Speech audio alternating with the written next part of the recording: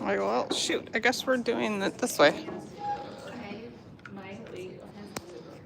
I can't remember how to change it. I used to ride horses a lot and I had great posture. Now I have like a freaking hunchback. I'm like sitting in a bed. I've always had bad posture. I swam, so I've always had bad posture.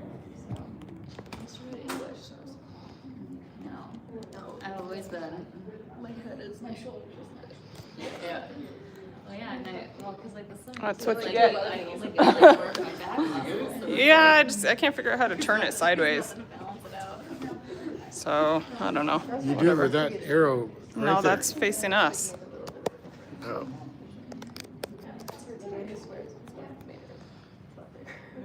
Like, see, that faces us. Oh, that's not. Maybe. No, I don't know. Well, I mean, it's going.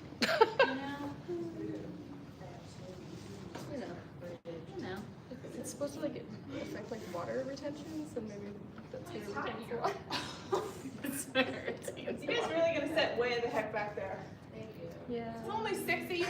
You're gonna be like a mile away. How many people are in this class? 5. This Really? many? Oh, this is There's more today. I would say this is my first time being here in person because I have been out of town. So. Because we're missing. This is not the day to not be here. This is like the fun one. You know, you get a whole sneak. Okay, guys, so this is Dr. Sarah Bass. You guys have all heard me talk about her multiple times at this point. The notes that she has to go along with this lecture is in the courses folder. And then like the rest of them, this is gonna get video out. Plus they're videoing for the website.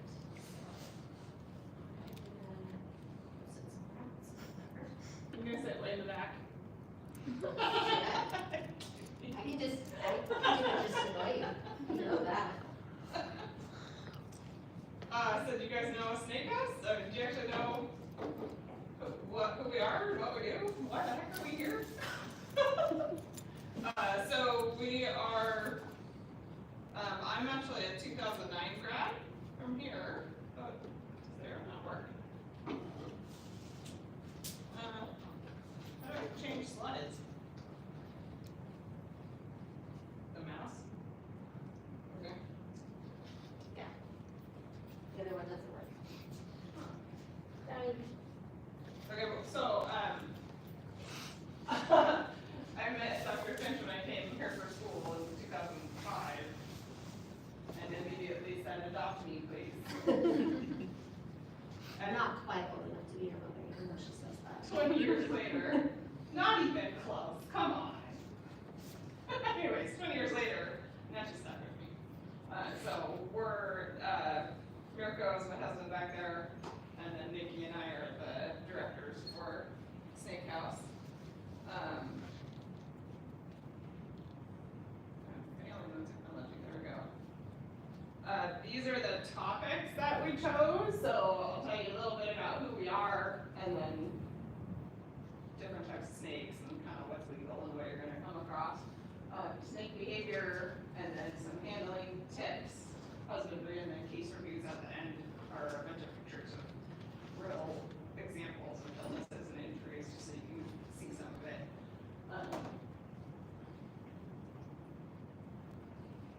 The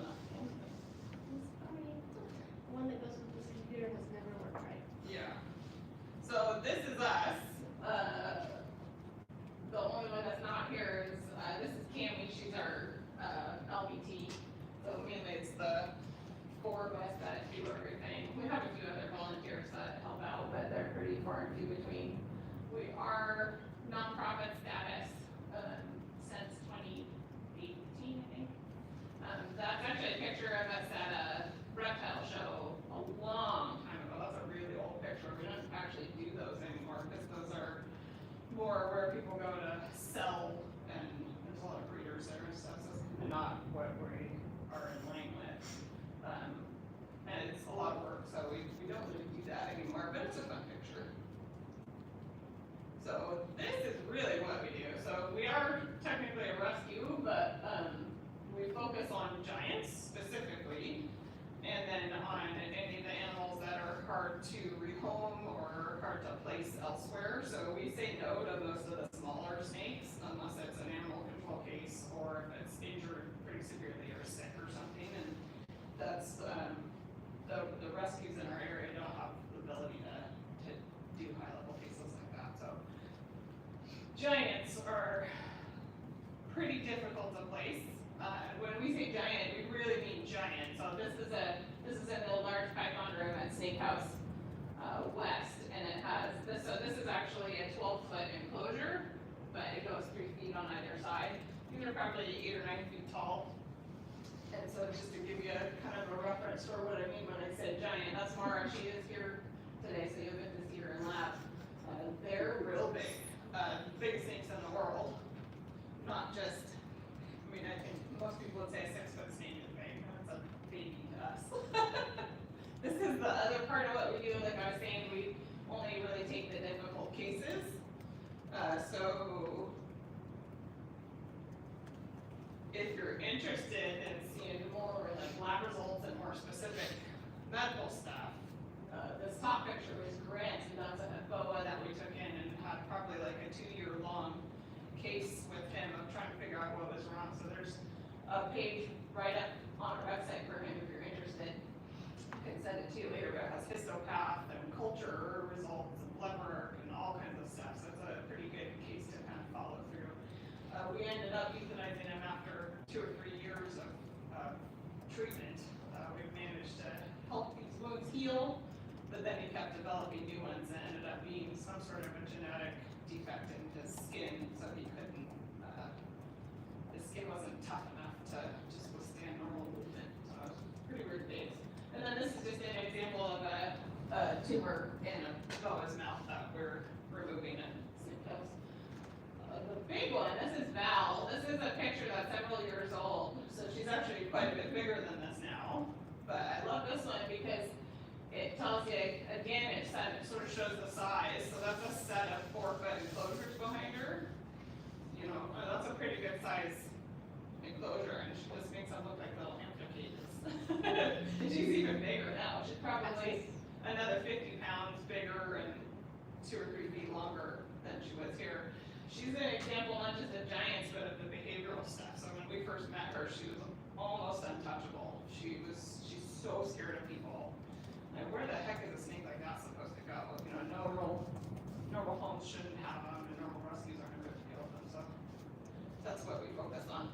Not that we're just crazy snake people, but those are the animals that nobody else is helping. So that's why we chose to focus on that for a niche.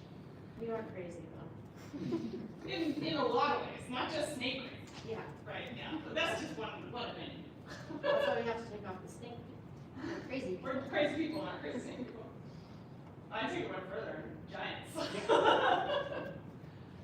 So this is actually our surgery room. So we have full surgery at Snake House with, this is a 12 feet of heated table, which is a big positive for doing anesthesia on the larger snakes because they don't produce their own heat, right? And so if you only have a focused heat source that's like a heating pad size, and it's only heating 2 feet of an 18-foot long body, it isn't really good enough to help them process the anesthesia and wake up and, you know, have everything functioning. So we're pretty lucky that when we bought our building is like 2,000 square feet. When we bought the building, it was an empty shell, so we were able to design it to suit our needs. Usually just make her come over and do the surgeries. I'll do little stuff. This is particularly a python that had a big laceration. So I did that there, so you can see that there. And then this is a pretty cool one.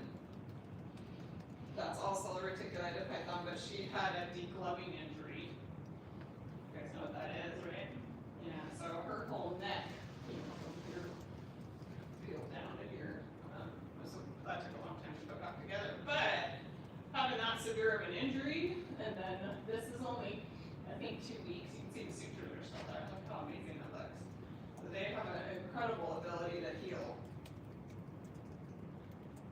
under the right circumstances. Okay, so, do any of you guys have pet snakes or, no? Come on. My long ones. What does your boyfriend have?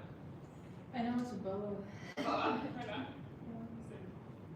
I said I want one. You want one? We'll help you pick which kind. Great. So the really common ones are colubrids, ball pythons, carpets, and bloods. Those are the manageable sized ones. So I would probably recommend getting a ball python or a boa. Carpets are pretty cool too. They can be a little bit more difficult, but those are the reasonably sized ones, which means those aren't the ones we don't take. Why do you have blood? I know, we have a few. I know blood shouldn't really be on it, right? Oh. It's more just because they're small. Well, small, this big around. I was gonna say they're short. They're not short, small. yeah.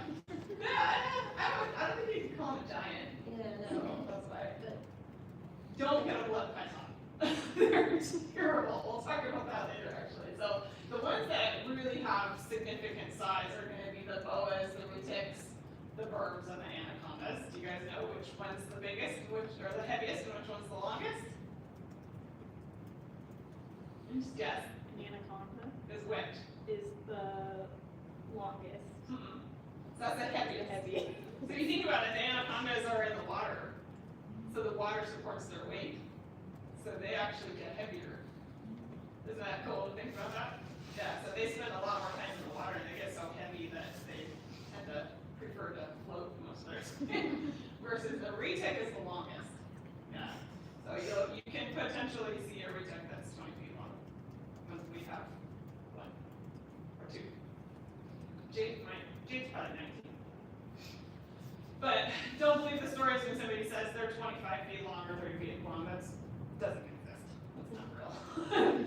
A lot of people will misjudge their size, or they'll measure their shed, which stretches an extra third of their length. But 20 feet is definitely possible. We aren't going to be covering venomous, so we don't do venomous snakes. We only do the constrictors. Why do you think we made that distinction? There's two reasons.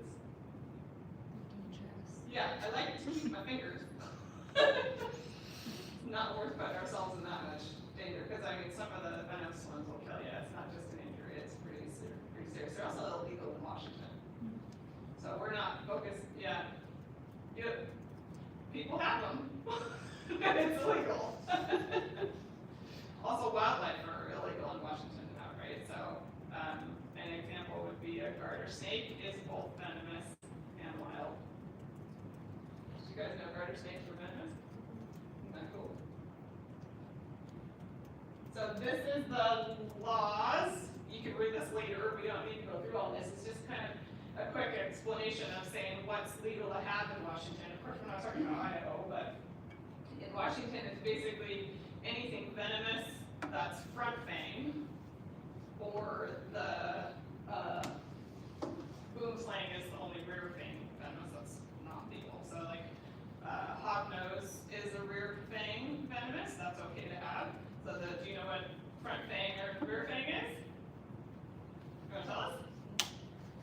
It's just the location of the Yeah. thing. So front fang is when it's more Yeah, postural, the and big it's- long ones that you see. Yeah, and it's easier for like if they bite you, you're guaranteed to kind of get the venom versus the But rear they fang. can't give you dry bites though, they can Okay. choose whether or not to use their venom glands, but yeah. But Or the like- rear fang, it's further back, so they kind of have to like gnaw on you. to Yeah, actually good job, get you to really it. do know. Yeah, so a rear fang venomous, they sort of just like drip down the teeth. It's not like the front fang is like a hypodermic needle.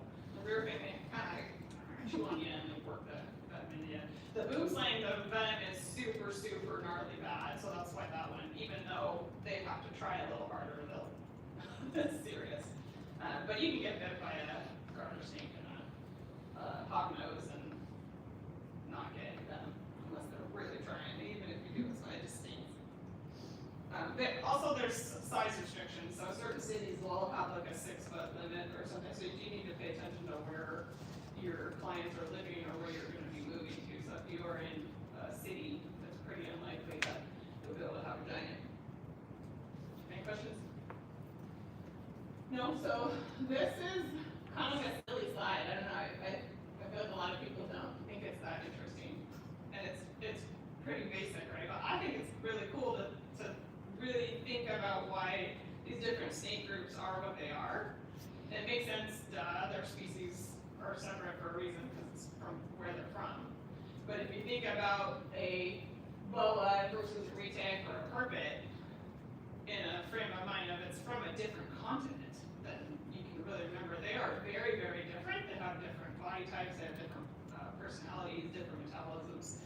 And if you kind of get to know the different groups, it'll help you know what to expect for behavior when, if you have one that you're going to be handling for an exam or something. And you'll see that in lab. So we've got boas and retics and firms, and it's really clear how different their behaviors are. The boas are from the Americas, anacondas are boas, so they're down on the Amazon.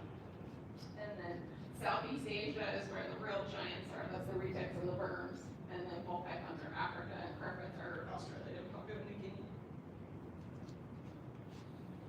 Okay, snake behavior. So understanding what sort of animal these are from a pet perspective, I think is one of the most helpful things you can do to remember how to anticipate their behavior and how they're going to respond to you. So you guys know the difference between habituated and domesticated? Coming? Domesticated, would be like our dogs and our cattle and stuff, where they've been genetically selected for with us for like thousands of years. And habituated is like a cat, where they just like learn how to live with us, but they haven't really changed. Cats are domesticated, kind of. Okay.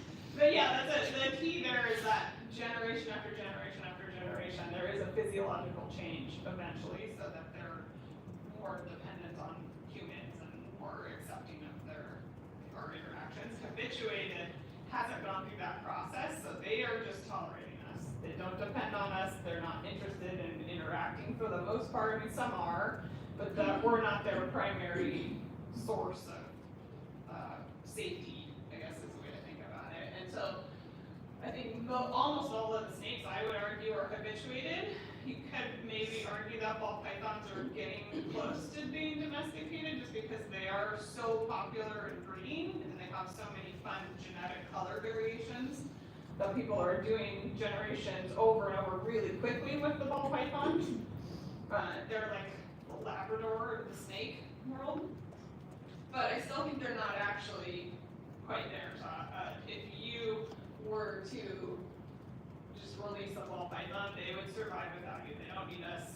They don't crave our attention, you know. So even them are habituated. The blood pythons that we were just talking about that are terrible, they are not as popular and haven't been bred as much. And so they are way far from domesticated. They're habituated and barely tolerate us. Some of them, habituated. huh? You hope they're habituated. Yeah, some of them are better than others, some of them are terrible. They're just natures that they just are solitary creatures and they don't want to be messed with. So very, very far from what you would consider as a pet, but people have them in their homes. So a huge part of this is what the fight or flight response is going to do and what drives that. And so you guys, have you ever experienced a fight or flight reaction in yourself? Yeah, so it has a physiological effect on your body, like your cortisol gets released, and so it's if you're getting stressed by something that's coming at you, your body will prepare either to fight it off or to run away and hide. So everybody has that, like horses are really high flight animals, right? Some animals are more fight oriented. But a domesticated animal is gonna have more of an ability to not go into that mode or to be able to handle it better, and so they're not just totally driven by it. Does that make sense, kind of? Whereas a habituated animal is going to be really strongly driven by fight or flight. So anytime you're coming at a habituated animal, you're going to most likely elicit one of these two responses. And if you just remember that and try to focus your movements on allowing them to take the flight option rather than the fight option, then you'll have a much easier time dealing with them. That's really important if you're working with the giants or an animal that's really big enough to hurt you. So always remember that. It's not that, we think of them as a pet. Why would they go into fight or flight? We're not there to harm them. But it doesn't matter what we think. If we're scaring them, they will have this reaction. And it affects your health and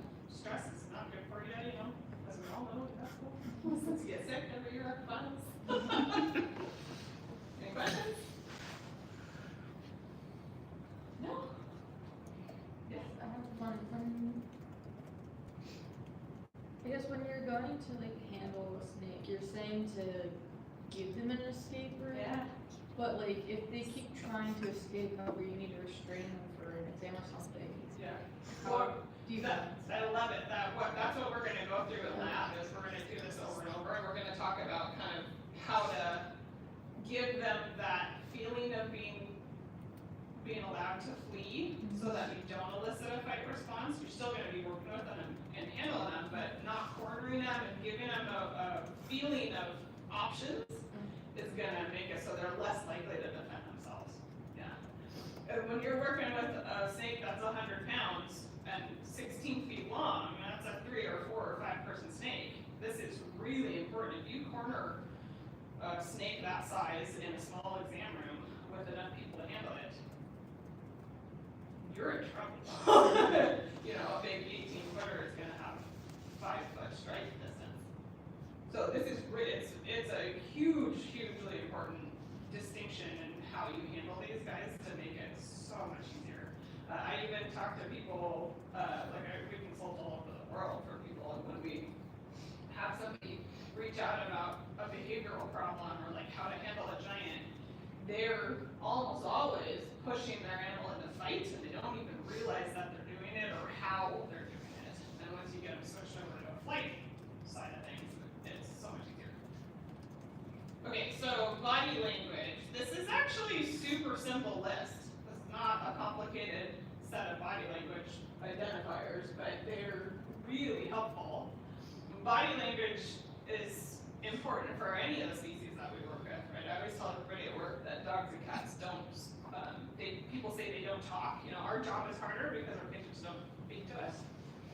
But they do. I say they do actually talk, but it's just in a different language. And so learning the body language of the types of animals you're working with is how you're gonna communicate with them and understand what they're thinking so you can adapt to their needs.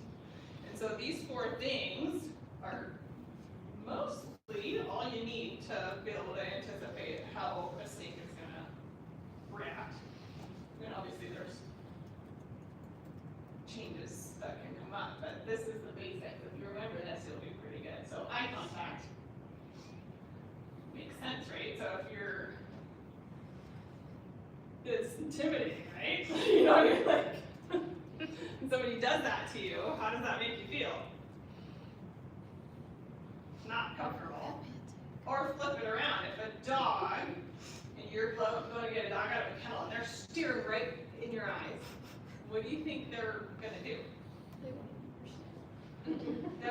They're ready to defend themselves, right? Yeah, so a direct, straight-on look is a challenge in dogs and cats and people. And snakes, usually if they're looking right at something with intense focus, it's because they're trying to figure out if it's food.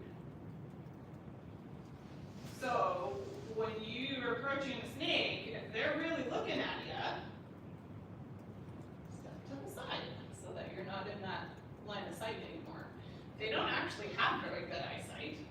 They're more so looking with their beak pits. But still, just getting out of that direct line of focus changes that interaction immediately. Once you get them out, that isn't quite the same, but when you're starting to make contact, this is really, really helpful. And then body posture. So this picture shows all 3 of these things really well. So, and it's same with dogs, right? And with people.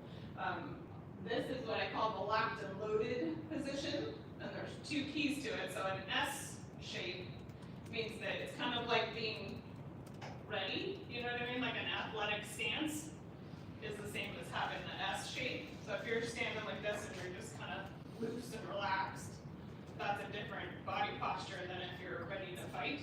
And so the S is, and this is, 1, 2, 3, 4 bends. So we're talking about a lot of curves, not just 1 or 2, but if they have that shape to them, that means they're prepared to launch. Makes sense, right? Or off the ground. So they don't have legs, so they're not taking steps. So if they're touching the ground with their belly, the ground is going to slow them down. they're really preparing to take action, they're gonna be elevated off the ground, so the ground's not gonna slow them down. So if they're looking right at you, they've got the first part of their body off the ground and they're in that loaded stance, what do you think is coming at you? They're gonna strike, yeah. That's all you gotta do is just get out of that line of, the line of fire. Most of the time, they'll strike blind and not hit what they're striking at anyways, so just get out of their direction. And then moving towards or away, so that's that next part, is if you're asking them to move somewhere, say you've gotten them out of this position, they're starting to still come towards you, they still are focusing on you as a target of whatever action they're gonna take. So we actually will use a hook to turn them. So if they're moving away from you, that means you're totally not at all their focus and you're going to do what you need to do. For the most part. That's not true with anacondas. Anacondas tend to do a no warning side bite. So all bets are off with anacondas. And then the tongue flick. Do you guys know what the tongue flick in snakes is all about? Lizards do it too. What's it? Really? I mean, it's their way of like tasting the air and since it flies, so that's their way of figuring out what's in their Yeah. surroundings and if there's food or So, if there's not. Do you guys know what the vomeral nasal organ is? Or the stinky face in cats? Have you seen them where they'll like sniff something and then they'll do this? They'll leave their mouth open for a while. So they're doing that basically, so the cats are bringing whatever's in the air to their vomeral nasal organ. We actually have a vestibular gland. So have you ever done the thing where you like smell peanut butter and then eat like a lemon? You'll taste what you smell. It has to be something strong, but you should try it. And then you'll kind of experience what a cat is going through. The snakes. So even though we don't have an active vomeral nasal organ anymore, it's still our sense of smell is stronger than our sense of taste. And so that's what their tongue is doing, is they're grabbing scent particles out of the air and bringing it to the mouth where they can experience those. Pretty cool. Yeah. Is it still considered like the phlegm response then? Yeah, basically the same thing. So the phlegm response is utilizing that system, right? And weird to think we actually kind of have that thing.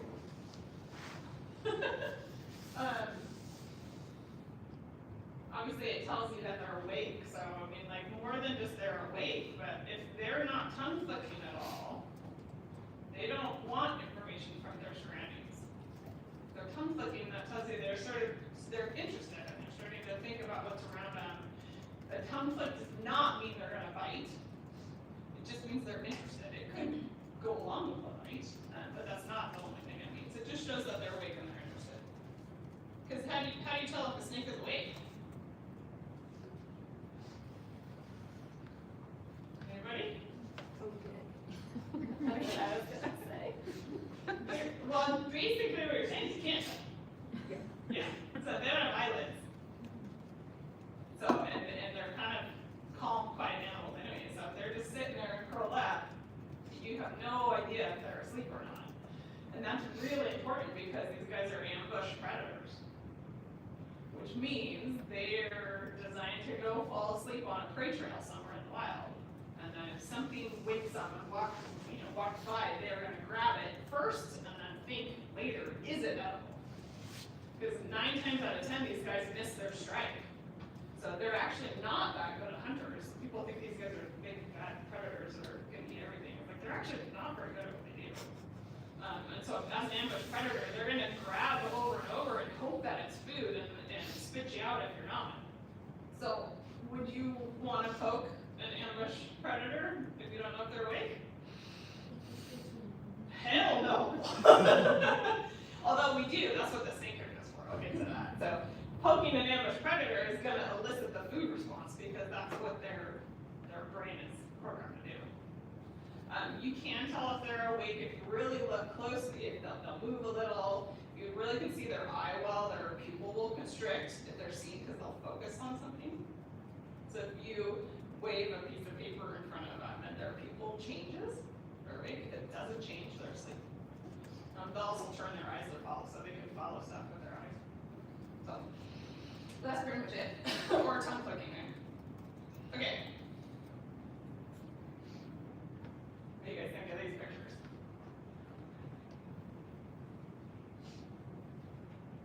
Which one would you rather get bit by? What? Have you seen the size of these teeth? Have you ever seen a really bad bug bite?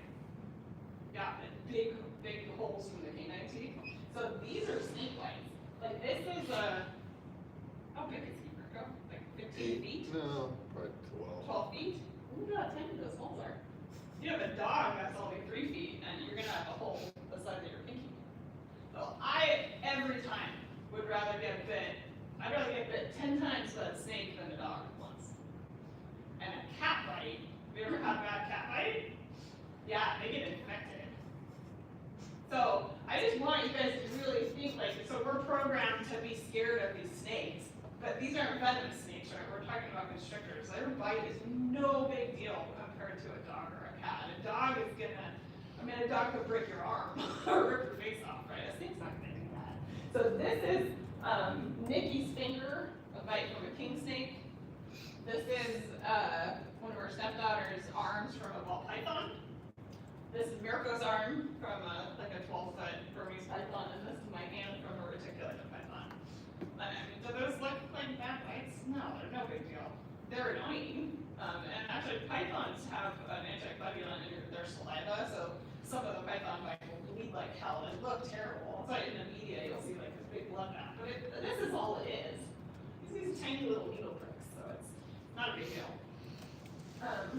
Unless you get a fang stuck in your knuckle. Which I do, so I've had that several times. Okay, so, and that's where you do want to know what to do if you get bit. The snake teeth face backwards, so that, because the teeth are there to hold the prey, they kind of like walk their teeth along it to get it to come down. So their teeth aren't for cutting, they're not for crushing, they're not for chewing, they're just grippers, that's all they are. So if you get bit by a snake and they're hanging on to you, they're kind of hard to get off. And I'm really jumpy, and I always jump, and if you do that, these little tiny teeth are gonna break off in your hand. That's a bummer. I had to go off when surgically removed my hand. Super dumb. I have one in my finger right now from a ball python. That was little, no big deal. But the key is that if you can just stand there and take it, you're not gonna hurt the snake by ripping a tooth out, and you're not gonna have a tooth in your hand, because remember, the bite's no big deal. And so, you really wanna just stand there and let it bite you. Stay calm, they're not gonna hurt you, it's little teeny tiny needle pokes, and then sometimes they'll spit you out, and sometimes they won't. So if you have a snake hanging on, use hand sanitizer to get them off, because if you try to pull them off, the teeth are backwards, and like it's, so just take it, just take a bite. No big deal. Do they not have strong jaws? They Or like would it do. physically hurt? Well, so, not really, I mean, they're strong, but, so, have you seen like a snake eat like a really big prey item, like on TV? So their mouth is only this big, how do they open it that wide? So their mandibular symphysis and the maxillary bones are not fused, and their TMJ joint isn't fused, and so they can open all 4 of those bones and separate them, which means they're really not strong at all. They're strong, but like if they strike a door on accident, like half the time their lip will be inside out, their bone will be down here, and then they have to yawn and put it back. So yeah, they're not that strong. But when you have a bunch of 10 little needle teeth facing backwards, and you're trying to pull it off, it's hard to do. Their bodies are where their strength are. That's where most of the bruising comes from when you get a bite, is actually the force of the snake hitting you, not necessarily from the teeth grabbing you.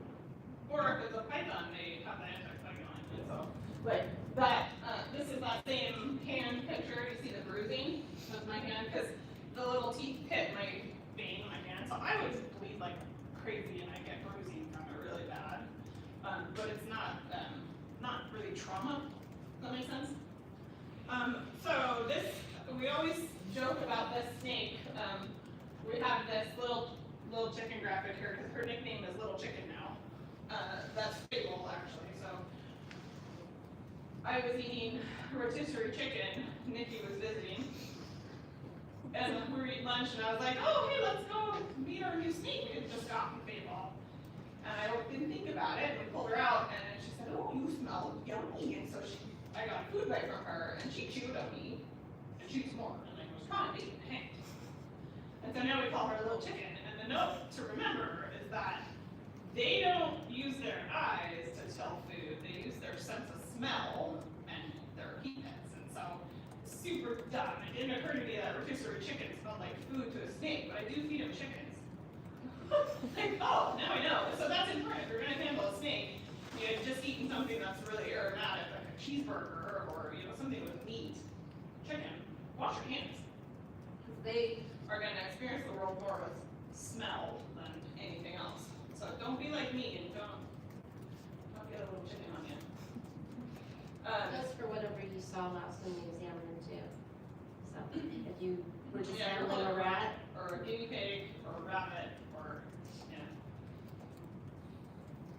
I have a question. You said if a snake bites you, you should just kind of like hang out and just let them do their thing. But what if it's a rear-fanged animal? Don't you want to get them off as soon as possible? Well, so think about what a rear-fanged animal has to do to envenomate you. You have to chew anyway, so they're not gonna be like hanging on anyways. And a venomous snake doesn't necessarily grip their food until it's dead.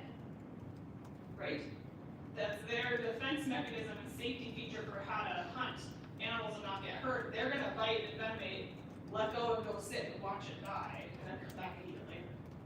So you're less likely to have them do that. So the constrictors, they're gonna hang on to the prey with their backwards teeth, so it can't get away, and then they have to actually kill it by coiling them. That's a different situation. Yeah. And if you're handling boom slang, that's a rear fang that'll really do damage. Like you sure as hell better not get bit. So if you're not sure about how to handle a venomous snake without getting bit, you shouldn't be doing it. Makes sense, right? And when it happens, people lose their finger and die and stuff, so big deal. This is not specifically talking about venomous snakes, right? That's why I don't do this. I don't want to talk about that. we don't even do venomous here unless it's Wildlife. a wild rattlesnake. Because the other way to think of it is somebody brings a black mamba. Our hospital does not have antivenom for that, Yeah. so you're basically dead. So I just Really hope. just shouldn't, they shouldn't have them, it's just really, and if we're supporting people and having that by treating them, then that's gonna make it even more common, so. You also have to sort of stand your ground to say if you're gonna be agreeing to see certain animals in clinics, you need to be in line with that, believing that those are good animals for people to own as pets, right? So wash your hands, use a hook to break, oh, go ahead.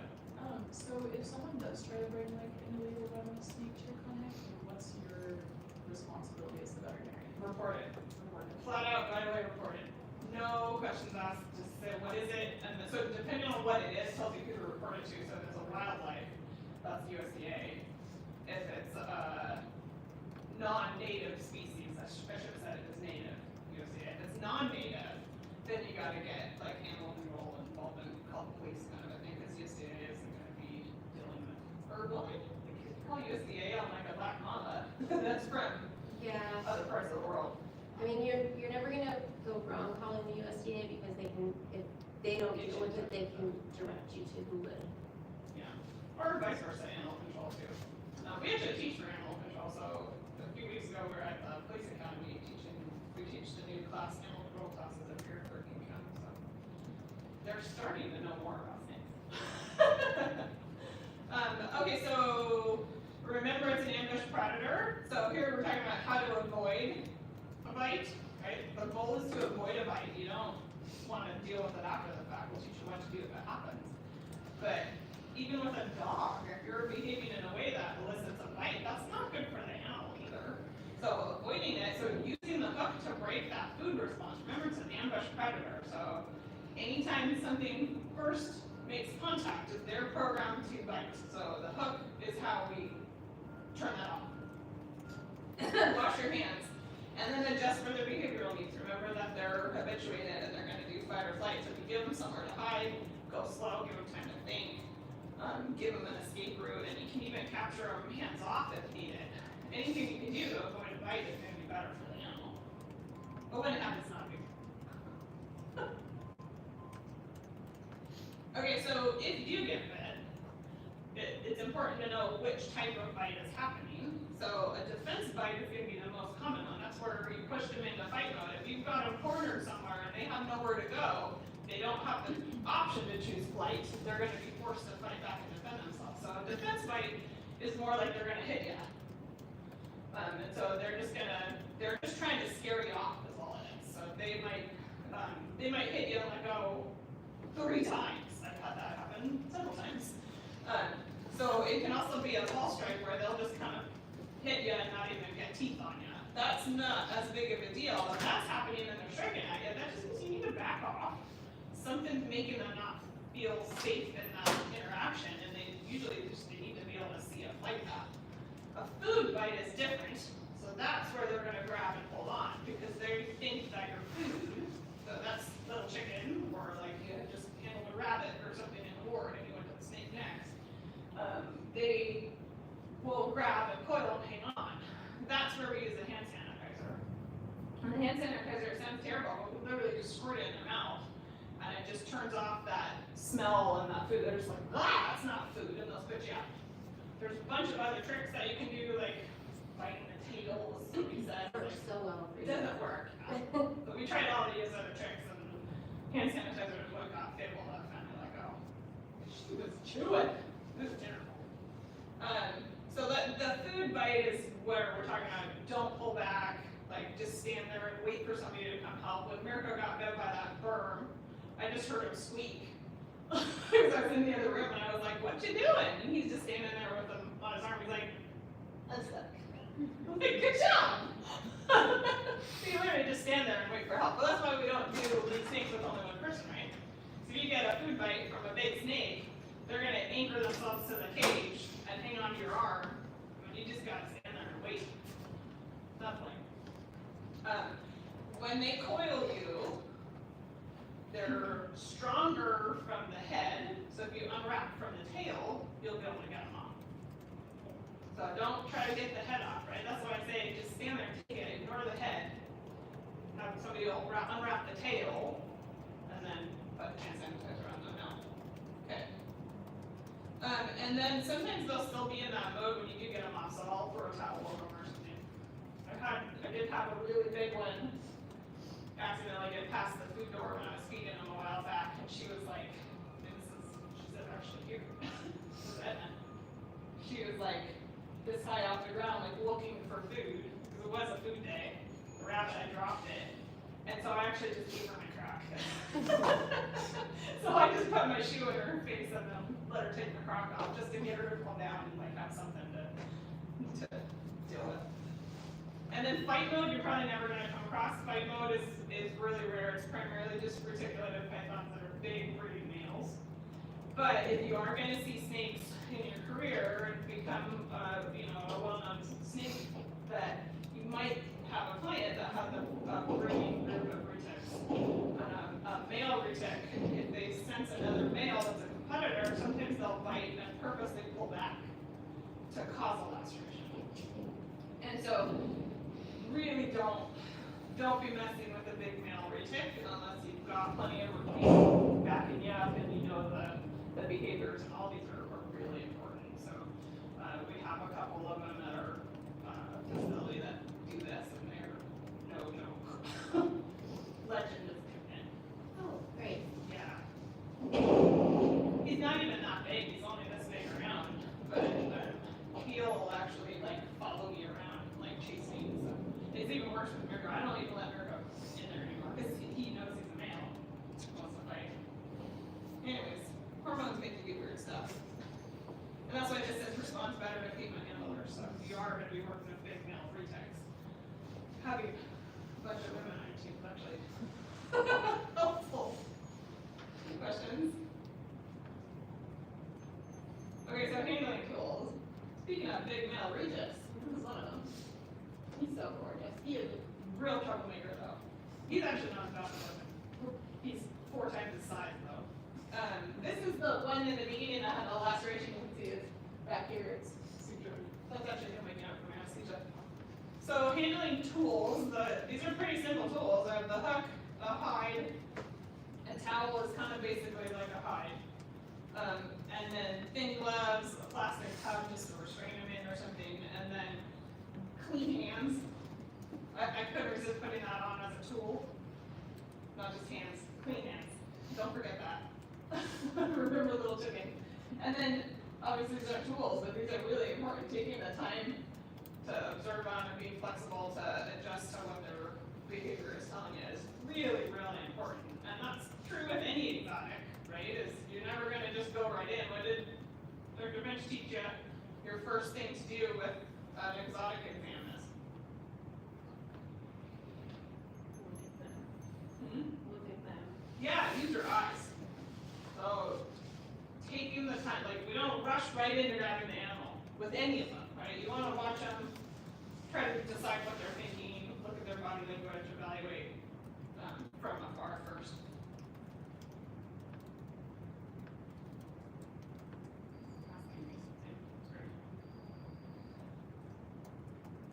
Okay, so these are videos that show the body language. Watch out! Oh, dang it! I have the volume turned off on the other part. I'm so proud of myself for finally having the volume off on this video. Not food time, crazy girl. Time to come out and play. You know how to turn that down? No. Gosh darn it. The next time I might yell it at him. You can mute it on the video. I like the sound effects. Just ignore me yelling. Okay, so sorry I distracted you. Did you see that? What did you notice? There's a lot of details here. This is a really short video, but it shows a lot. And this is Lilith. You're gonna get to meet her. She's here. She's come here every year for like 6 or 7 years now. She's awesome. So, but again, maybe. Okay, so what is her body language? Watch out! What's the first thing she's doing? Eye When contact. she's looking at you, what's the second thing she's doing? Esther. Esther, what's the third thing? Food time, crazy girl. Time to come out and play. Elevated, and what's the fourth thing? At the beginning there. Moving towards you. So this is a super short video, but it shows it all. All 4 of those things all in one, do not touch. If you have any one of those things, don't touch. I'm gonna play it one more time. What do I do to turn it off? Bonk her nose. I touched her. Watch with- out! What did I touch her with? Watch out, she's like super on point here. Yeah, so the hook is wet. It's not food time, crazy It's girl. cold. Time to come out and play. And it doesn't smell like food. So if I touched her with a hot hand, just simply being hot, if the hook was hot, if I touched her with like a heated towel, she would try to eat it in that mode. Or if it was cold and it smelled like a rat, she would strike. Does that make sense? So it doesn't even have to be a hook. It can be a broom handle or a dowel, anything that's not smelling or looking like food. And I don't mean look with eyesight, I mean look with heat. You have to do that first, even if they're asleep, to turn off that ambush predator or turn off that food response. Make sense? So that you can see all that pretty easily, right? It's not hard to see. Okay, so this next one is right after this. And this is a little bit more sneaky. So what do you see her doing right now? She is still looking at me, but she's not elevated. So she's calming down, she's not moving towards me. You can tell I'm still recognizing that, I'm not sure I want to stick my hand in there, but watch, I get impatient. You see that? So she's still looking at us, which means she hasn't completely disengaged from that behavior. Does that make sense? So any one of these 4 things, if you see them, you need to get the body language changed so that you can tell that they've disengaged from that feeding behavior. Now, do you see what she's doing? Now she's going away. That's your sign to say, okay, now we can reach in. So we'll go over that with all those things in the lab, whereas you're waiting until they turn off all 4 of those things. Not just looking, not just the body position, but also moving away from you is how you really know that you're good. Any questions? Okay, this is me giving an injection. So same idea, I'm touching her first with the hook.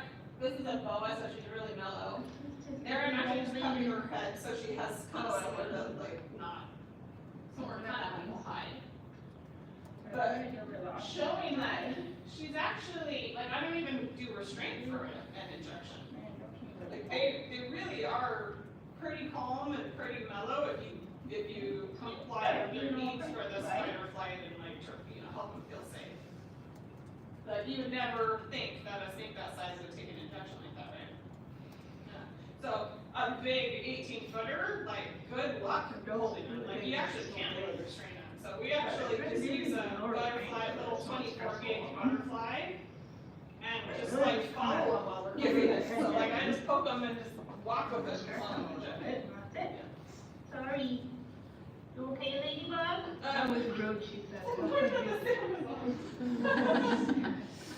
So the hook is your most important tool. So you're turning off the ambush predator mode, you're breaking the food drive. And then we also use it for training. So I call it applying behavioral pressure. It's similar to high trained horses where you're applying a pressure to the animal designed to elicit a needed response. Have you worked with horses at all? Yeah. So as soon as they start to comply, you relieve the pressure. And that's how they learn that's the behavior you're looking for. And so the hook is really used for that too. We're redirecting them. We're not dragging them around or pushing on them per se. We do a little bit, but the power really comes into these are a fight or flight animal.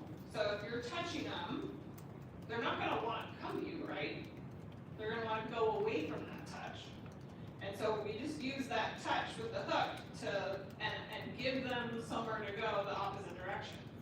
If you're in the way, you don't give them somewhere to go, then you're just being rude and annoying. But if you touch them and they have a route to take and they start going, then you don't have to bug them anymore. Really quickly over time, they learn when they see the hook coming, they'll just see the hook and they know I'm going to ask them to go somewhere and they'll start going away from the hook. So, pretty cool. There are some snakes where we use the hook to like drag them towards us because they're too heavy and they're far away, or like we'll pick them up with the hook, but that's actually not the primary use for a hook. Or if it's venomous, we'll use it for that, but for us, you're just kind of breaking the drive and saying hello. Except by Stephen Lowe's Kingston. And the bloods. Okay, so hides are really important. Have you heard the term positive stigmotaxis? Sounds really fancy.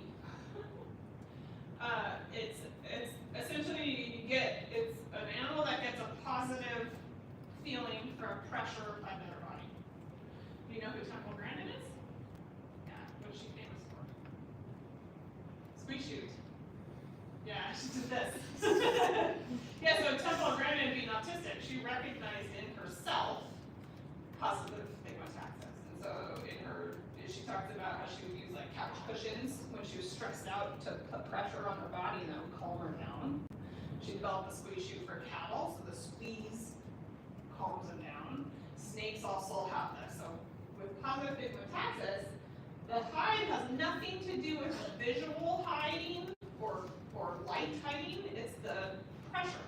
And so a hide being the right size so that the snake can feel it touching them on all sides makes them feel safe. So in the wild, they might go eat a deer or something, and then they're vulnerable, have to digest for a week, and they'll go find a cave or a hole somewhere where they coil up into a little tiny hole so that they can feel pressure on them on all sides, and then they know they're safe.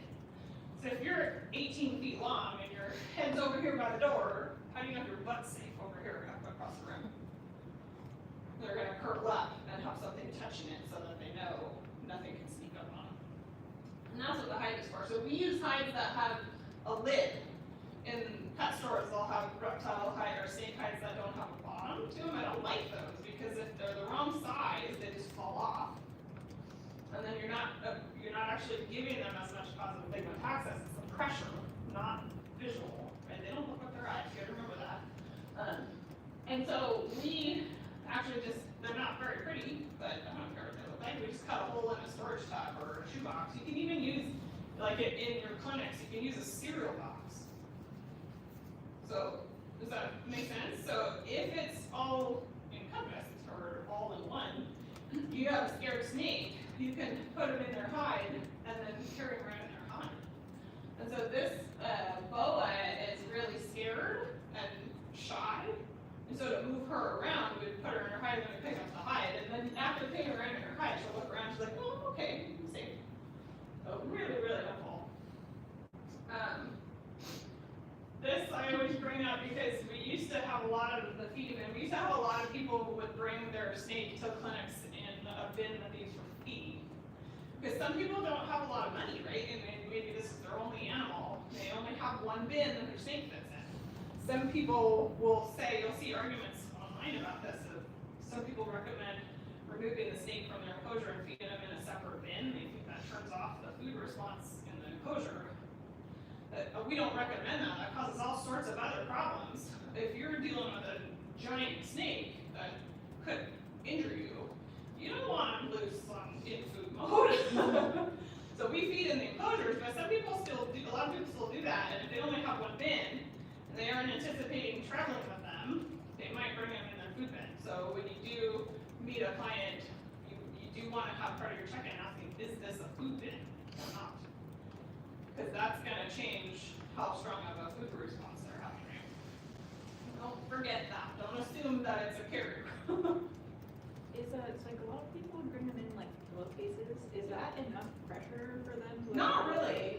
Yeah, it's not actually. It just is containing them. It's better than nothing because they will feel it, but it's super lightweight. So yeah, if I have a snake in a pillowcase and I'm carrying it around, I have them for that reason. Or even if I scoop them up with a towel or something, or like a ball python is named ball python because they like to go in a ball.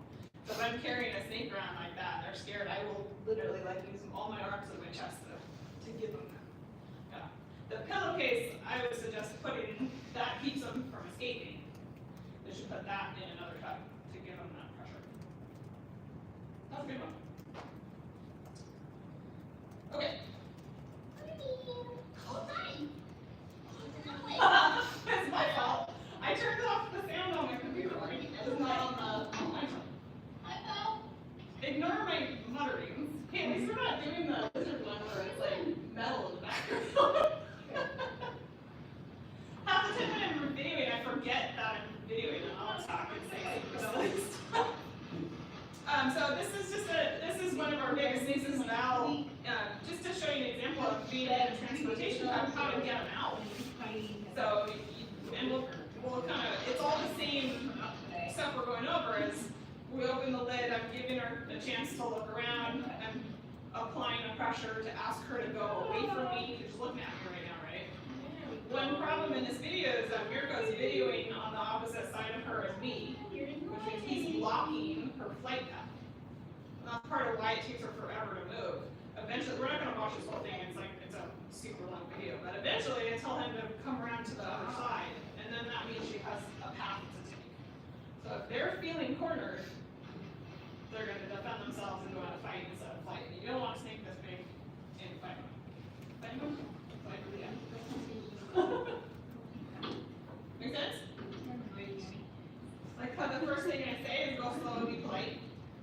Like they need time to turn off their ambush predator mode. They need time to look around, time to think, time to see a safe route to take.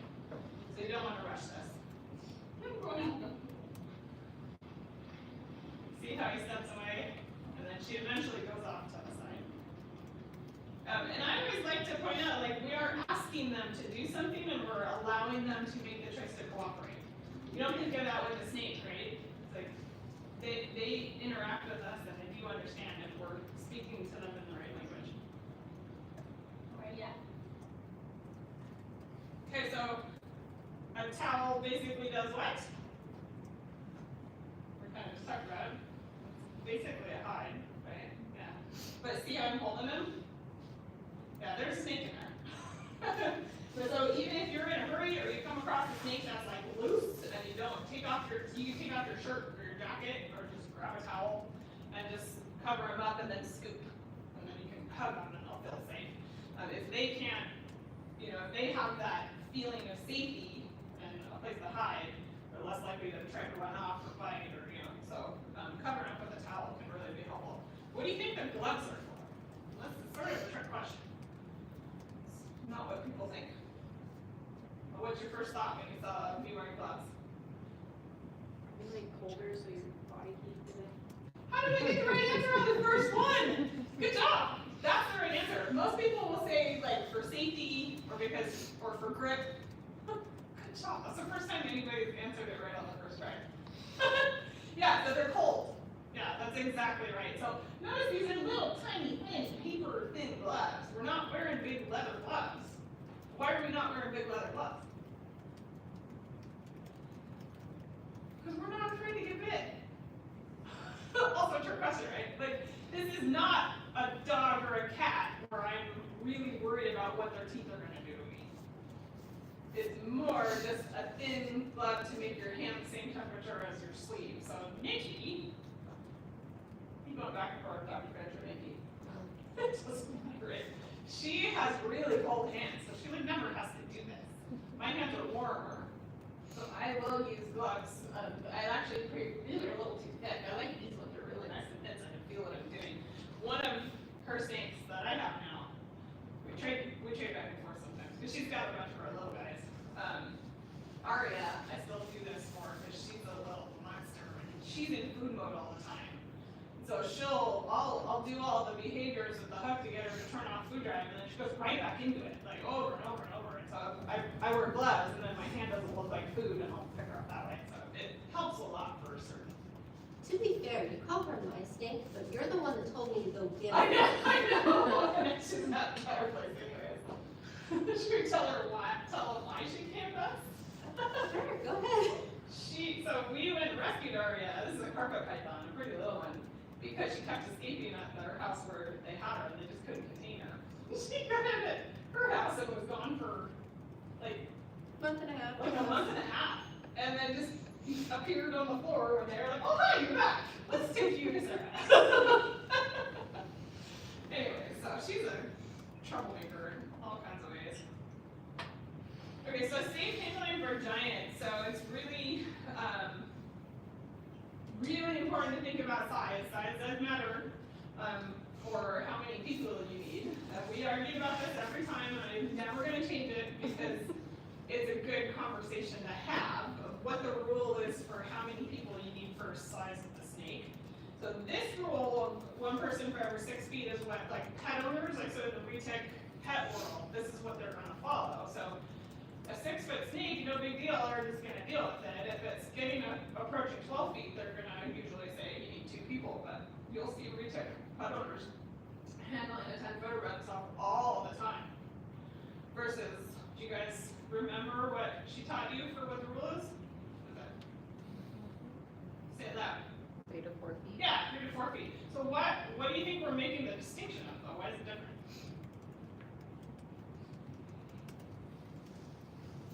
So think about what you're going to be doing as a veterinarian versus what a pet owner is going to be doing. So we're being real annoying as a veterinarian. Like we need to do an exam. We gotta open their mouths. We gotta look in their eyes. We gotta poke them in the ribs and like squeeze their tail. Like so we're being really annoying, like doing stuff that they're not gonna want. Versus a pet owner in the 6-foot rule is like we're literally just like getting them out, throwing them on the floor, cleaning around them, and putting them back. So we're not restraining them when we're handling them just for fun. But if you're gonna have to do an exam, you actually do have to physically restrain them. And a snake that is that big, like you can barely handle 4 feet of a big Retech, and you're gonna do that soon in lab. You'll get to feel what it's like, and it'll really make it obvious to you. We had some guy brought in like only 12-foot long Retecs, and he wouldn't let any of the techs touch them, just him and the doctor. Like, do you just say no, that's not safe, or like? Well, you have to decide if you trust your client. Does that make sense? So like part of your intake for an exotic animal is also going to be trying to figure out how well does this person know their animal, and do they actually have good husbandry? Do they have the knowledge of the animal so that you can trust their evaluation of their behavior? So Mirko and Cammy or Tech and I do our 18 footers, just the three of us, all the time. And this isn't awesome, that she yells at me all the time for it, and rightly so, but like if those surgery cases we showed you, Mirko and I got that 16-foot reticular python under anesthesia, just the two of us. So it is possible if you know what you're doing. And that's why the answer is really, that depends on how well you know that client. That make sense? Yeah. So, and that's your personal choice. You have to decide that for your own safety and your own situation, your own client, also your own helpers, your own environment. So if you're in a room that is super safe, that you can let the snake run around in, might be easier than if it's in a room that has lots of nooks that they could get stuck in. So if you have a big, and you, again, you get to do this in lab. You'll see, like, if Lilith is running off and trying to get into something, you're gonna need more than 2 people. Make sense? Yeah, kind of a weird answer, but. Okay, so in clinics, if you're gonna see retics and burns and anacondas, you gotta have enough staff. That's a big deal. Or if you're calling to schedule an appointment and you don't have that many people, you need to talk to that client on the phone first to find out, is it actually possible or not? Like anybody else, so remember, wake them up first, give them time to think, give them time to look around, invite them out and give them the ability to go somewhere. And then, and that's important if you're in a small exam room, like don't put the snake and the bin in the corner between the exam table and the counter, and then stand here to get them out and have nowhere to go. You should be in the corner so that they can go away from you. Because again, if you're cornering them, you're purposely pushing them into fight. So always give them somewhere that they feel like they have those choices. And then I say be strong but gentle, and this is a weird one. A lot of people make the mistake of being too soft with these big guys. And in the lab, that's why we're here, is you get to pick these guys up, and you'll see what I mean is you have to really push hard to move a 100-pound snake around. But at the same time, you're not being rough or mean, you're not restraining them hard, you're gentle still, but you gotta be strong and really move them with intention. If they think you're gonna drop them, you might scare them. That makes sense? And then you guys know what a snake scarf is? That's what we're supposed to do, good. So a scarf would be like a scarf around the neck, right? No snake scarves. You'll see, who was it, somebody Wednesday kept bringing up Britney Spears, you know, in the concert with her. So don't ever have a snake on both shoulders. No snake scarf. So a lot of people will have the tendency to let them hang around their neck. You see pictures of it all the time. Even with a little ball python, it's not a good habit. They're maybe not gonna hurt you, but it's still a bad habit. So we're strongest by, like if you're gonna put on a backpack, your shoulders are where your strength is, right? And so you're gonna have the tendency to wanna hold their weight on your shoulders. But if even a small, like an 8-foot carpet python, like that's what I consider small. You know, they're only this big around, that's small. We're dealing with things that are as big as your leg. But even a little guy like that, if they're around your neck tight enough, they're gonna occlude your muscles and you're gonna pass out. So it doesn't take that much to change your blood pressure to your brain. And so just one shoulder only, and what she was gesturing as we do, one shoulder on your waist. So we'll practice that now. Okay, training. We talked about this already, like behavioral pressure. This is a video you guys can watch later. It's in the notes. It's a pretty long one that shows a boa going through this training with a hook. And you can literally see her learning it as we go, where she starts to comply and do the behaviors that we're asking her to. Okay, husbandry. Is it about 10, 15 minutes? What did we start? Is that awkward? Yep. Oh, geez. So husbandry is, so this is gonna be a little bit more specific to giants, but you can take the information and apply it to any snake, basically. So enclosure size, heat, water, food, and eyes is the sort of basics of what we're gonna go over.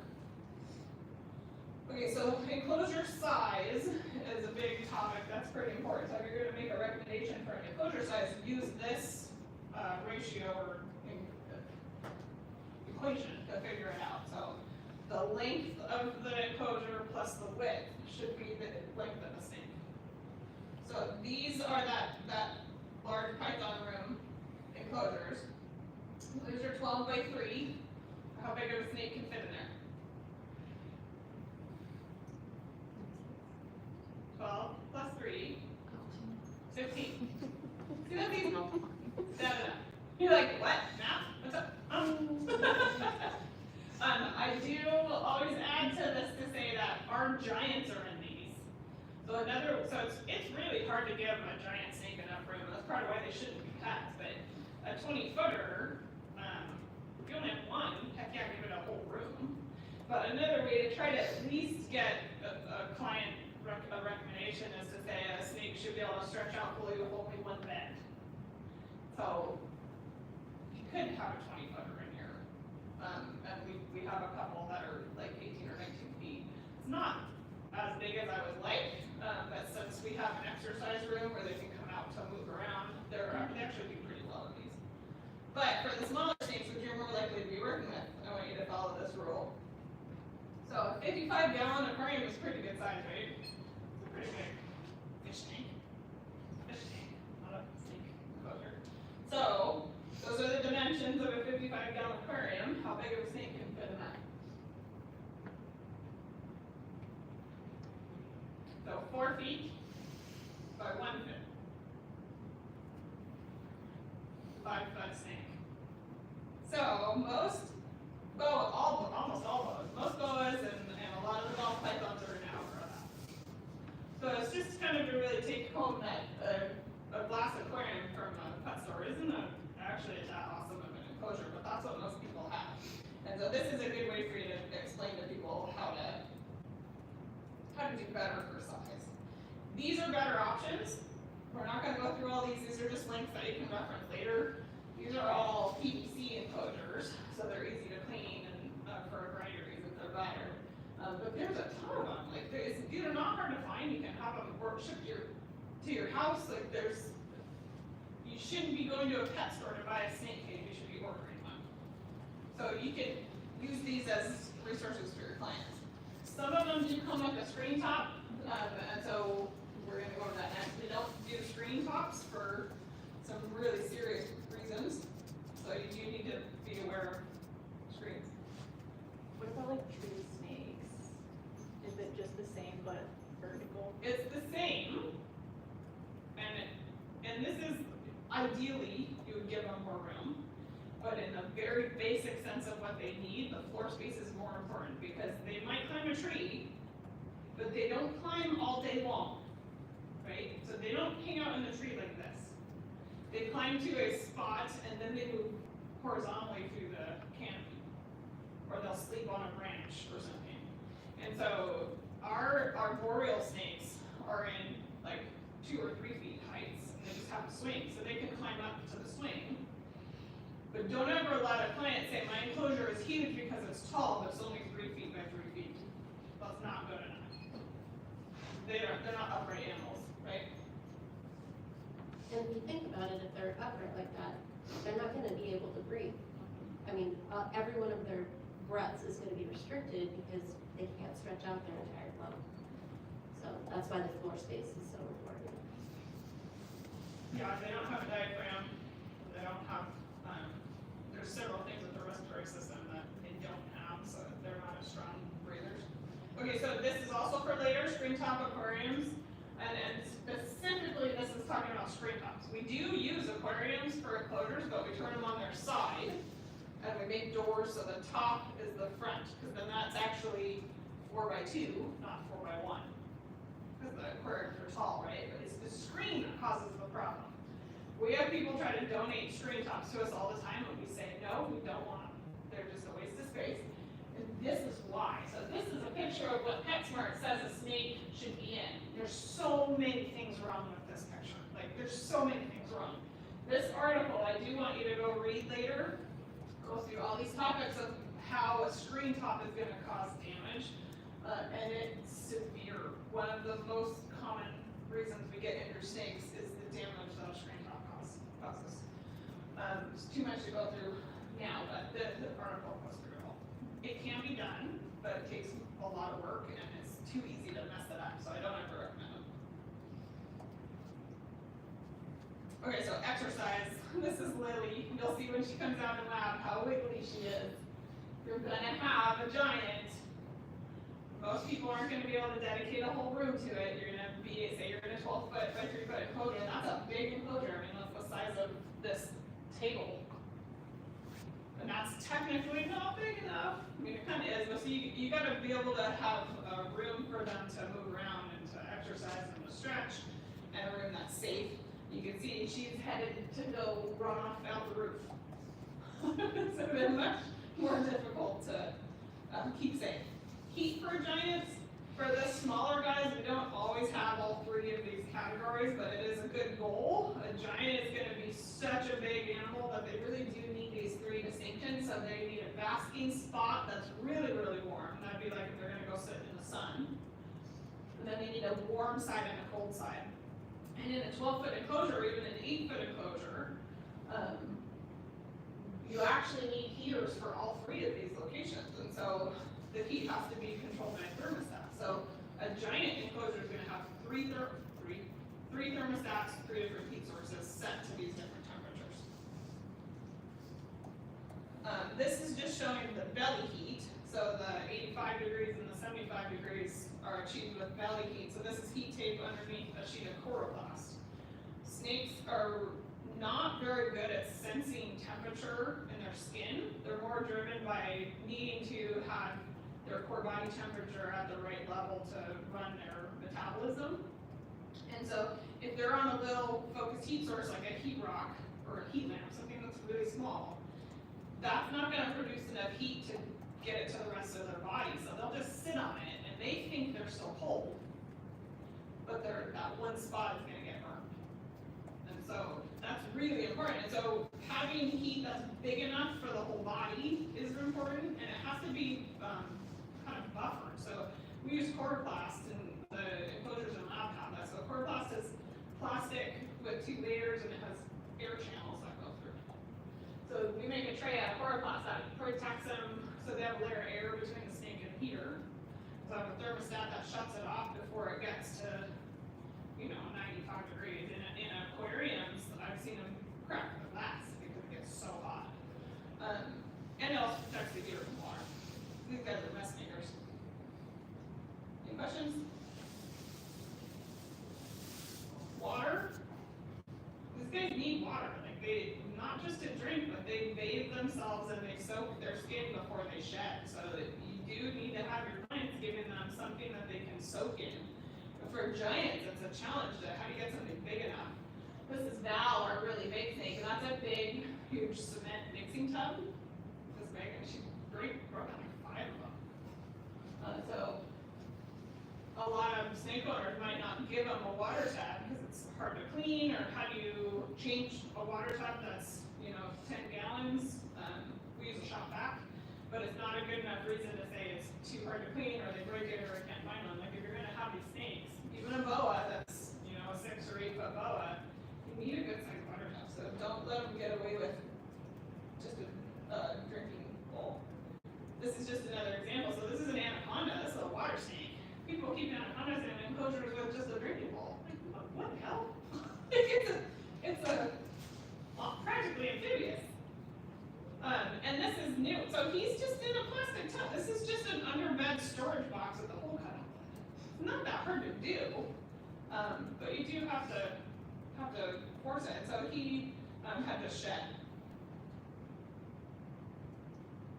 This is our real anaconda enclosures. That guy's in a little one. So this is actually a 8x4 frag tank aquarium.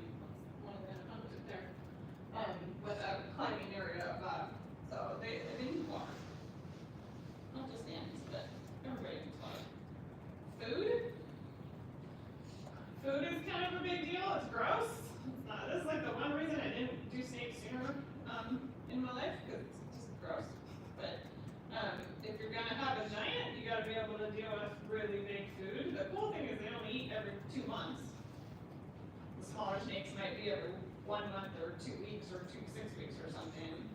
But it's healthier for them to eat something big and then take a break in between so they can digest and grow and do other bodily functions in between their feeding. So having the right food for them is important. We get our rabbits from a local meat rabbit farmer. And then we never feed live, we always feed frozen thawed. You guys wanna think about why we wouldn't wanna put a live rat in a snake enclosure? We'll bite the snake. Yeah, so what do rats eat? Everything. Everything. They eat everything. They're omnivores, so they eat meat. And what have we learned about snakes? They're actually not very good hunters. Okay? And they're sensitive to temperature, they're sensitive to stress, they get pushed into fight or flight. If you're in fight or flight mode all the time, you're not gonna want to eat. So they are pretty commonly not gonna want to eat in captivity. And if you put a rat in an enclosure and walk away, the rat's gonna eat the snake. Which is just terrible. We get them all the time. Hides for giants. We talked about hides. Just because it's a giant doesn't mean it's not going to use one. Okay, so case reviews. These are the fun ones. Any questions about husbandry before we go to cases? Okay, so this is the same snake, 1 year apart.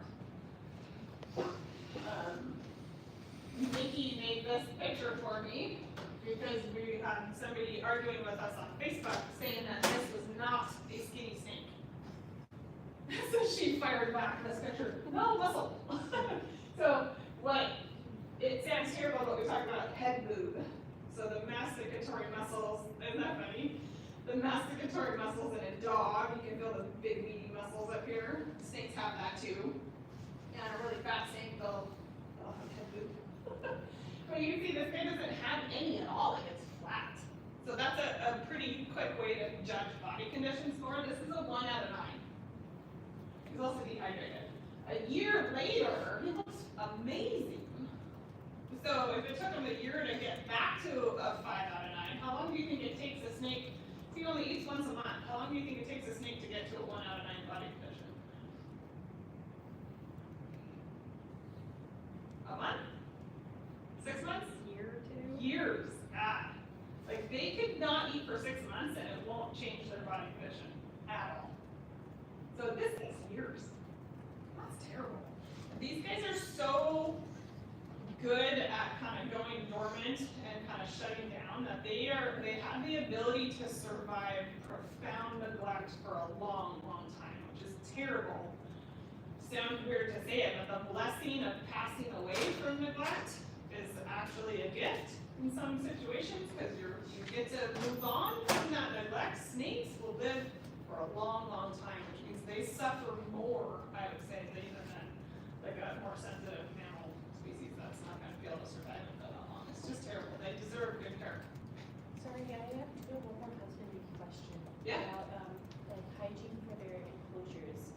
For a general pet owner, how often should you be telling them to do like a full clean, a partial clean, or? As often as is needed. So if they're eating every 2 months, they might not poop for several weeks.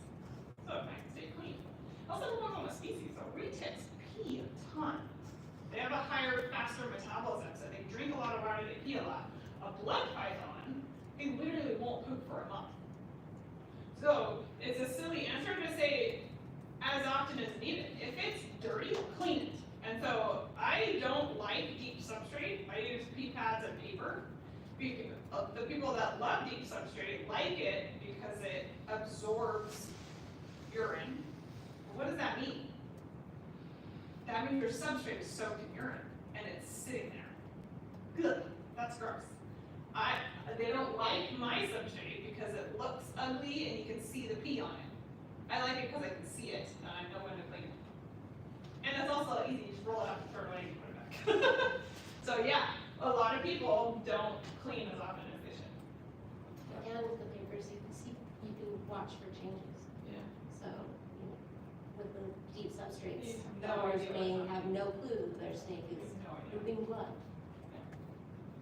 Or not producing urine. If they're really dehydrated and you're getting these dark yellow orange urates and no urine, like you could be going into kidney failure. Go ahead. Oh, so they don't need like any kind of, they don't like require a substrate at the bottom of there. No, because what do we give them instead? Hides. Right? People will say they And- need something to burrow. Yeah, but that's because their hides suck. You give them a cereal box and the snake will be happy because of positive thigmotaxis. So they're burrowing because they want the feeling of the dirt giving them pressure. Different way to look at it, right? And you'll see some cases that illustrate this. Okay, so injuries. So this is a bird. You can see it's kind of red and kind of thick and waxy looking. So this is a snake that was sitting on a heater with not enough of an air buffer and not a good enough thermostat.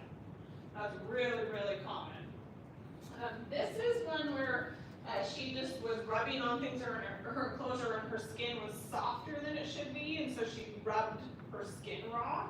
That's a symptom of a bigger problem. So, I mean, there's something that's affecting the health of her skin and the strength of her skin. So this needs more investigating to figure out why is this happening.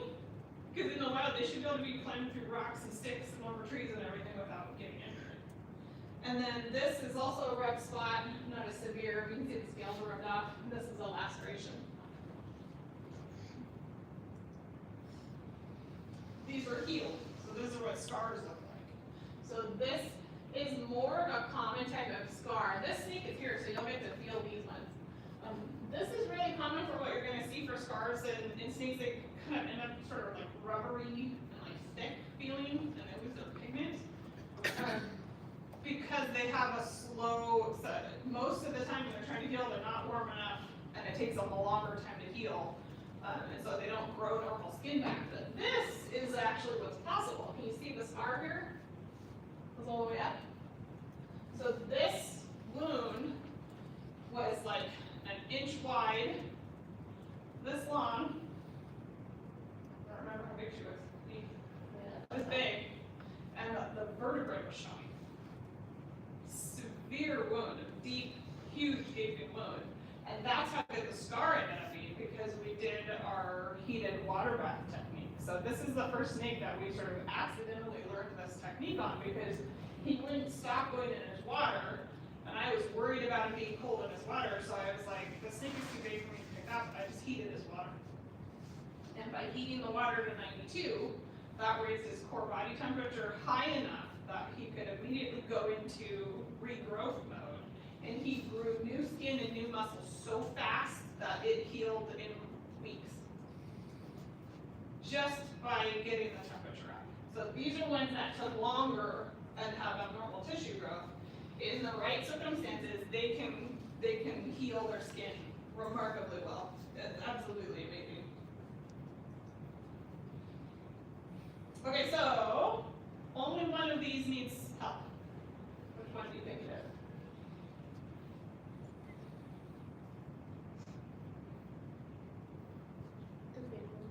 Yeah, why? So the key there is it's asymmetrical. Yeah, so only one side. So it's swollen. So this one is so symmetry. Looking at their symmetry of their face or their body is a really quick way to tell if something's wrong. So this is what started as a subspectacle abscess. So the spectacle is like their contact lens kind of, because they don't have eyelids. It started as an abscess that then was there for so long it kind of started to tunnel under the face. So that one needs treatment. What does this show, you think? What's that? The way to sort of decide is, can you see all the parts of the eye? So if a dog's eye looked like that, what would it be? It's a cataract. Yeah, isn't that cool? And so that you can't see it in this picture, but the other eye looks exactly the same. So you can see the iris here. So that's a cataract. This is like a 25-year-old olive python. He's just older than dirt and you can't see. Who does it need help? Weird, this one is. It's kind of bright, so it's kind of hard to see, but. So she's symmetrical, but both eyes are. Is it just shed or are they like blind? So that's blue. So we call it in blue when they're preparing for a shed. So when they're gonna get ready to grow a new skin, what they'll do is they'll produce a liquid layer that goes between the old skin and the new skin to lift it off. And since they have a spectacle that covers the eye, that goes between the spectacle and the cornea. and it gives them this blue look. So a few days later, the blue will go away, and then a week after that, she'll shed. I also love this picture because look at her big flabby cheeks. This is a really big boa that eats like 3 or 4 pound rabbits, and so her skin is really stretchy. So that's where she can open her mouth like this big.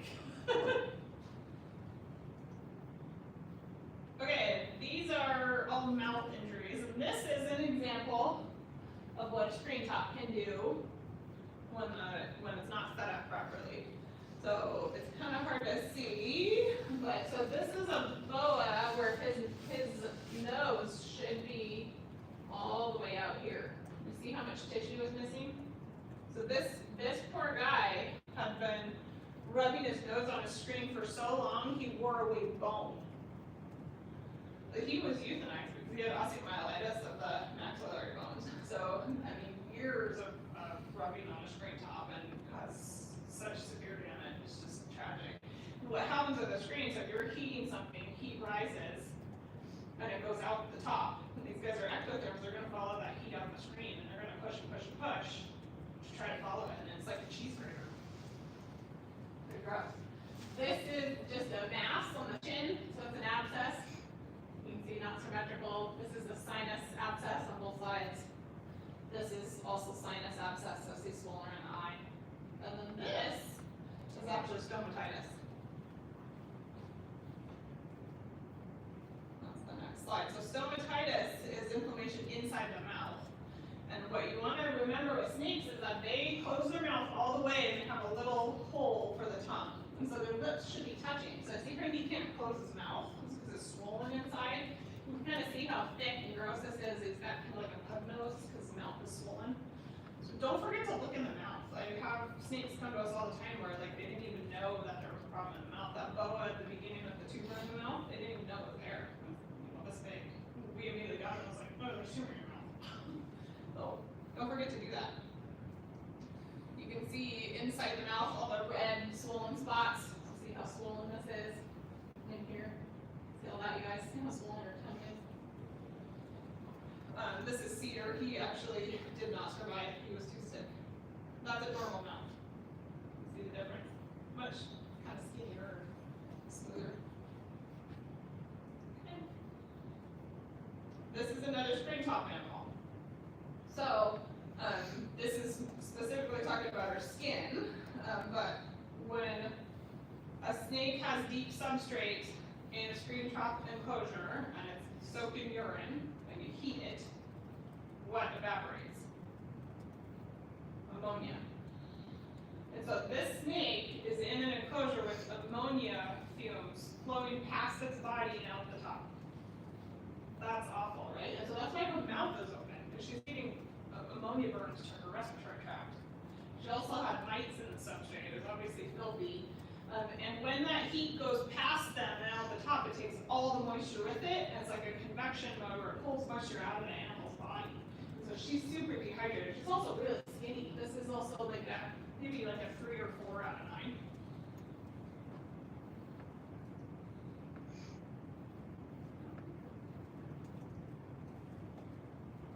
However, that is only 1 week later.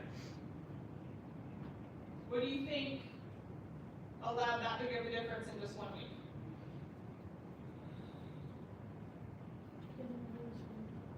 Huh? Out of the screen top, and we give her water. So we just give her that.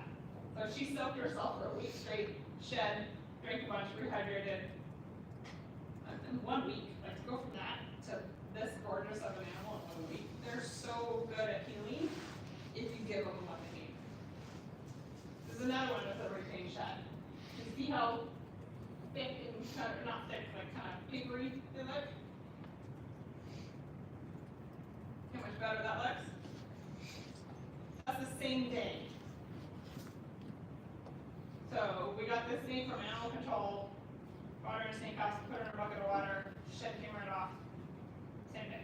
Like, just leave it that. How silly. Just add water. Can't feed it enough. If you have a snake that looks dry, give him some water. This is Cedar again, he didn't survive, but remember they're scared too, so we just put a towel over them in their water and then they'll soak. Okay. cover their nose though, so they can breathe. This is not a retained shed. So see how this skin has kind of like a thicker, deeper kind of look to it? This is actually occlusion body disease. It's hard to see in the pictures, but somebody else described it, they look like they were embalmed. But so this is end-stage occlusion body disease does have skin changes with it. Their skin will get kind of grainy almost, and like waxy kind of. They'll also have neurological issues and other stuff. So this kiddo was euthanized. Yeah. Sorry about the water bath. Do they need the towel in there to like rub the shit off, or can you just put them in a bath towel? You can just put him in a bath. The towel is because Cedar was really scared. You know, just gave him somewhere where he felt like it was heavy. These are behavioral things. So, have you heard of an Ouroboros? You know, the snake eating the tail, it's real. So that's a king snake. King snakes eat other snakes. And so they're kind of dum-dums in certain situations. They will see their tail and think it's another snake and like their tail. I think we got them off. Think back to what you do with a bite. Yeah, with your hands in it, he spit himself out. And then she walked the snaky snake. She walked away, and a couple minutes later, he did it again. And so this is a husbandry change where they're either really hungry or usually they're a little too warm. So we've dumped them in cool water to cool them off a little bit, get them to stop. This is really common. A lot of king snakes will do this. This is that same girl again. This is a behavior thing where she's perching because she's trying to get away from the dirty substrate. So that's a ball python, which is primarily a ground dweller. Why would she be doing that? So behavior is it. And then this is pushing. See, I just the lip is swollen, so a lot of retics will push on their door to try to get out. If it's a screen, they're going to end up like the boa, right? So that's why we don't like screen. But they'll still push and cause fun. These are cool. My videos don't work on that one. You can maybe if those videos work, you can watch them later. One is a neurological snake from IBD, and the other one is coffee. Lumps and bumps. So back to being symmetrical. So you can see this is all, these are all the spine is kinked, and then these are masses. And then can you see this here? These are abnormal limb shapes. So lumps and bumps will tell you there's a problem. Those are the same cases. So this is the ribs. You can see how abnormal these ribs are. That's most likely a mycoplasma infection, but you can also have bone cancers that come up like that. And then this is that spinal abnormality. So this is a congenital defect he was born this way, but it gets worse over time. And then that's what Nikki removed from the anaconda, these little abscesses. Okay, remember we said we don't feed live food when we talked about why. This is a really common problem. We get snakes a lot that have scars from rodent bites. And this is a 8-foot anaconda, like a big, bad, scary of the snake world, right? Everybody thinks anacondas are super tough.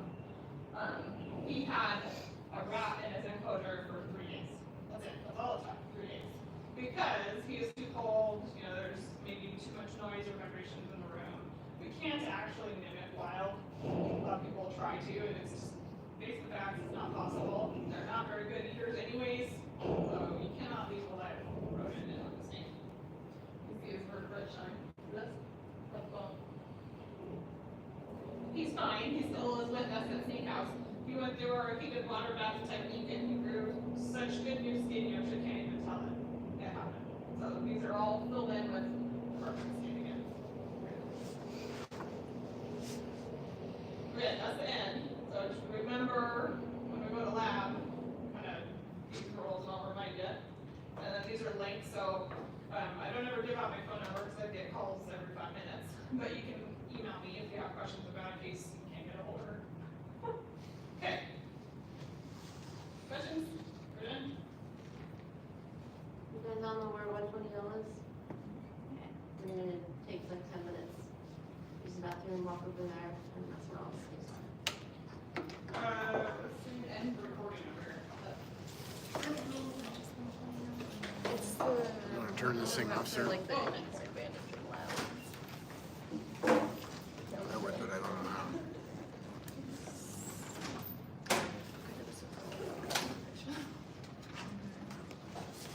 Where's the end button? Oh, X.